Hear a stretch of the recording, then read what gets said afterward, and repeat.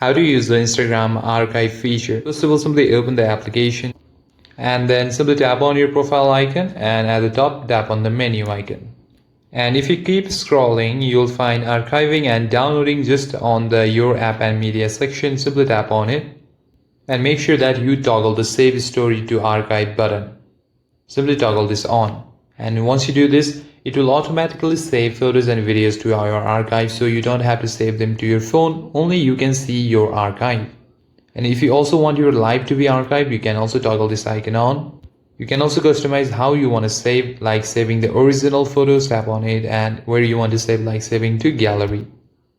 And once you do that, your stories will be automatically archived. And to see that, what you can do is simply tap on the menu, and when you are on settings and activity, at the first you will see archive. Simply tap on archive, and here you'll find the list of all the stories that you have added, even the highlights. You'll also find the dates, and you can also sort it by the location that you were when you posted those. And in this way you can easily use the Instagram archive feature. Thank you for watching the video. If you enjoyed the video, consider giving a like and subscribe to the channel. I'll see you on the next one.